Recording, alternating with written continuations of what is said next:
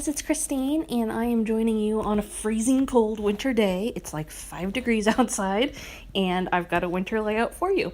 I am using the Creative Kit from my Creative Scrapbook, and I am also using the Winter Collection Snowball Fight from Photoplay Paper. And what I did is I first took this patterned paper that has all these squares on it, and I cut out the center and then I cut out the edges, and I'm using that as a base on my layout. And then I am doing some string art on it. And what I did is I just poked a hole at the edge of each square, the vertex of it, and then also in the middle. So I'm not making like a huge amount of holes for my string art. And as you can see, I'm doing kind of a wide, big base of string art, mostly because it's really time consuming if you do a whole bunch of holes. So I went on a little bit of a smaller scale here. And I thought it would just be a nice way to perk up my background, do something a little different, unique, but also to break up that white and also not add to the busyness. With all those squares, it's already really busy, and I know that sounds kind of strange. Well, it's adding string art to something to make it less busy, but I think it adds a little punch of color, but not so many embellishments and so many details that the layout is just out of control. Still allows the picture, as you can see now, to be the focus. And so then I'm also adding this little cute piece that says "Love Doesn't Melt," and then adding a sticker up top there. And then I'm going to put on a few embellishments. I'm not going to go too crazy with it because, again, the squares are already busy and add a lot of detail and color to the layout. I don't want to do so much that the picture just gets lost in the whole thing.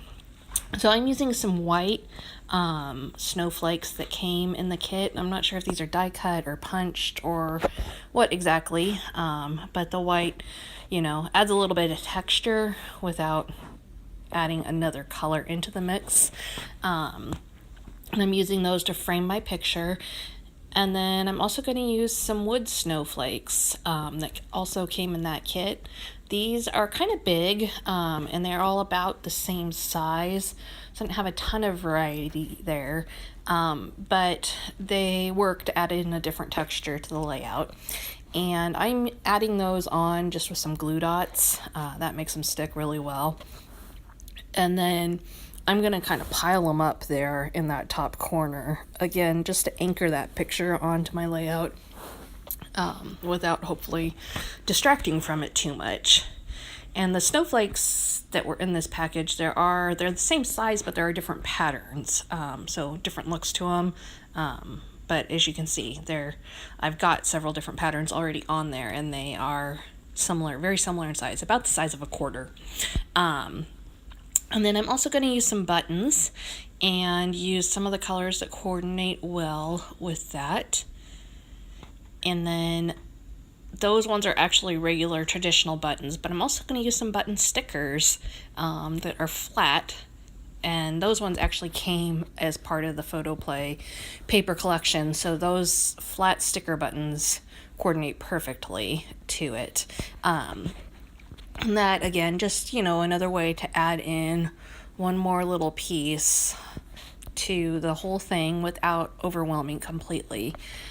And, between the string art and the frame and then just those little clusters of embellishments, the whole thing comes together really quick and easy.